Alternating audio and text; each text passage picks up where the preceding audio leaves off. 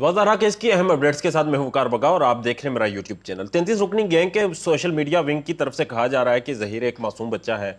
ज़हीर एक गरीब और यतीम बच्चा है जिसके पास खाने के लिए रोटी नहीं, पहनने के लिए कपड़े नहीं और रहने के लिए छत नहीं।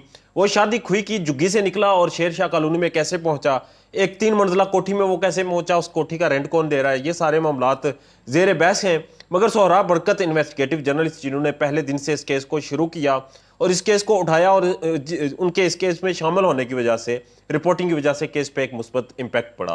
उन्होंने 13 सवालात उठाए, उन 13 सवालात के जवाब अभी तक नहीं मिले।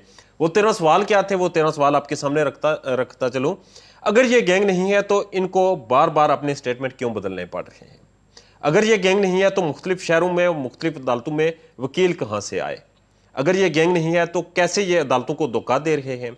अगर ये गैंग नहीं है तो यूट्यूबर्स की एक मुनज़्ज़म टीम क्यों बनानी पड़ी? अगर ये गैंग नहीं तो कराची से लाहौर जाते हुए ऐसे रस्तों का इंतखाब क्यों किया गया जहां कैमरे नहीं लगे हुए? अगर ये गैंग नहीं तो ज़हीर कैसे इतने कॉन्फिडेंस से काज़मी साहब को नाज़ेबा तस्वीर बेचकर ब्लैकमेल करता रहा? अगर ये गैंग नहीं तो इनका पूरा खानदान क्यों छुप के बैठा है?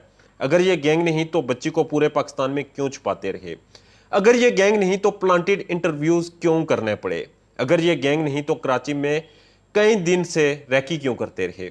अगर ये गैंग नहीं तो पुलिस ने 33 लोगों को शामिल तफ्तीश क्यों किया? अगर ये गैंग नहीं तो नकानामे पर झूठी उम्र क्यों लिखवानी पड़ी?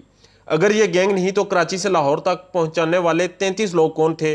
अगर ये एक गैंग है जो मुनज़्ज़म तरीके से काम कर रहा है तो इसके ऊपर कार्रवाई क्यों नहीं हो रही? सोहराब बरकत ने कल के अपने व्लॉग में कहा कि इस केस में मैं वो आखिरी बंदा हूँगा जो आखिर तक इस केस में खड़ा रहूँगा और अपने इस केस के लिए आवाज़ उठाऊंगा और इसके लिए जो भी कीमत चुकाना पड़ी तो वो चुकाऊंगा। मैं आज ऑन रिकॉर्ड ये कह रहा हूँ कि मैं भी एक शख्स हूँ जो इस केस में आखिर तक खड़ा रहूँगा और सोहराब बरकत का साथ दूंगा, मेहदी काज़मी का साथ दूंगा, दुआ ज़ाहरा का साथ दूंगा, दुआ ज़ाहरा जैसी बच्चियों का साथ दूंगा और हर उस वालिद का साथ दूंगा जो अपनी बेटी से प्यार करता है, अपनी बेटी का ख्याल रखता है। हर उस भाई का साथ दूंगा जो अपनी बहन का ख्याल रखता है और उसके लिए फ़िक्रमंद है। हर उस माँ का उसका साथ दूंगा जो अपनी बेटी के लिए फ़िक्रमंद रहती है और उसे उसकी देखभाल के लिए कोशिश करती है और वो इस वक्त दुआ ज़ाहरा के लिए फ़िक्रमंद है। अब ये बात केस की नहीं रही, अब ये बात यूट्यूब की नहीं रही, ये बहस और मुबासे की नहीं रही। बात रही है इस वक्त कि झूठा कौन और सच्चा कौन। क्या ये जो 33 रुकनी गैंग है जो इस वक्त जिसने पुलिस को भी अपने ताबे किया हुआ है, जो पुलिस के इस वक्त इन्वेस्टिगेटिव ऑफिसर हैं डीएसपी साइद रंद, जो शौकत शाहानी के नक्शे कदम पर चल पड़े हैं, जो टिपिकल ठुल्ला बने हुए हैं और जो इस वक्त जो इन्वेस्टिगेशन है उसको स्लो करने के एक प्रोसेस में जा रहे हैं। आज उन्होंने 27 सौलतकारों के नाम भी निकलवाने की कोशिश की। वो नाम निकलवा दें ना निकलवाएं, जो भी होगा उसका कोई इम्पैक्ट नहीं पड़ेगा केस पे, क्योंकि केस अब जो है वो सिर्फ मेहदी काज़मी का नहीं, केस अब पूरे पाकिस्तान का है। केस अब हर उस वालिद का है जो अपनी बेटियों की फिक्र करता है और केस हर उस घर का है जिस घर में बच्चियां रहती हैं। अब पता ये लगाना है कि मेहदी काज़मी झूठा है या ये 33 रुकनी गैंग। अगर ये 33 रुकनी गैंग सच्चा है तो ये अपनी सच्चाई साबित करे। अगर ये सच्चे नहीं तो मेहदी काज़मी को ब्लैकमेल करना छोड़ दें और पुलिस के पास बैठ के ज़हीर जो दुआ ज़ाहरा की नाज़ेबा तस्वीर, कुछ ऐसी प्राइवेट तस्वीर मेहदी काज़मी को बेच के ब्लैकमेल करना छोड़ दे और पुलिस इसके ऊपर इन्वेस्टिगेशन करे।